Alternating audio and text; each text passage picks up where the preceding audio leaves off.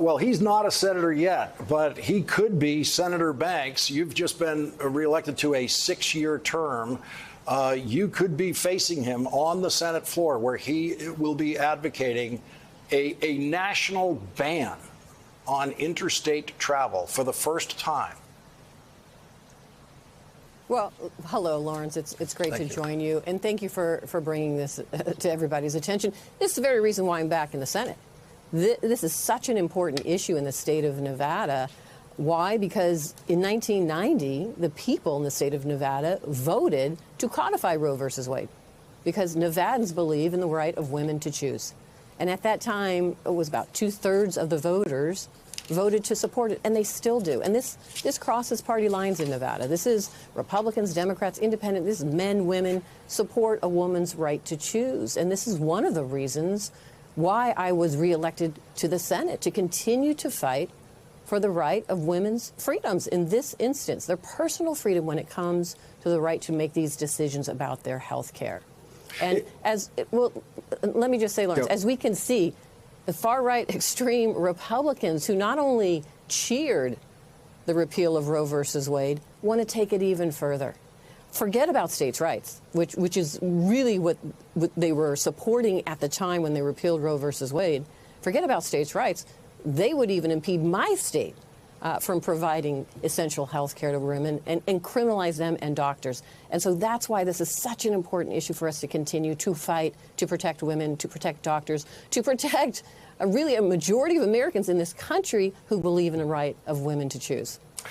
You, in the drama of the last election, yours was very dramatic. Your reelection marked the 50th Democratic senator, followed by Raphael Warnock giving the margin of 51 for Democrats in the Senate. So without you, they would be back down to that 50 spot again where they were before. So as you were running that race, how important was this issue in that election, and how important will it be in future elections?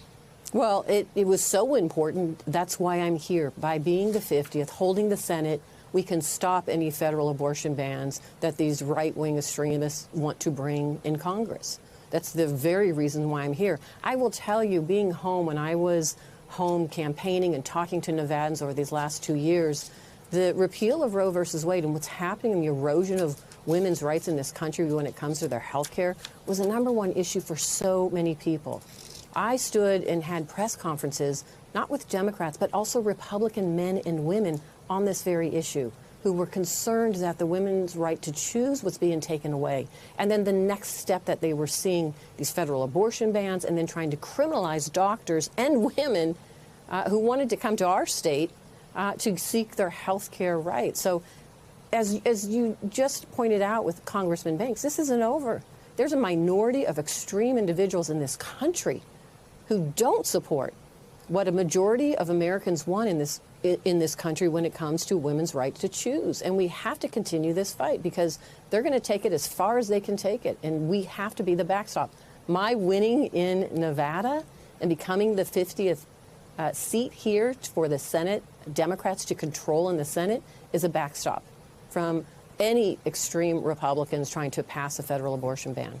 So are there 10 or 9 is really might be all you need, Republicans in the United States Senate who are willing to join with you to create the 60-vote threshold that you would need in order to proceed to your bill? Well, I'm counting on it. I'm working on it, because I think there should be. If it's not just about a woman's right to choose and a right to make that decision, it is about states' rights. This also is an issue of states' rights. My state has decided to respect a woman's right to reproductive freedom and to make these decisions. And so we should not criminalize any woman who wants to come to the state of Nevada to seek health care. So if you believe in states' rights, then yes, you should be joining me on this legislation. So we'll see where Republicans stand. But I tell you, at the end of the day, I know there are some of my Republican colleagues who do believe the same way I do. And I'm hopeful we have enough that there is bipartisan support to move forward to protect these women and these doctors who are providing essential health care. Because in my state, this isn't a partisan issue. This is about personal freedom for women and the right for them to choose. And I am hopeful that some of my colleagues in the Senate on the Republican side believe the same way.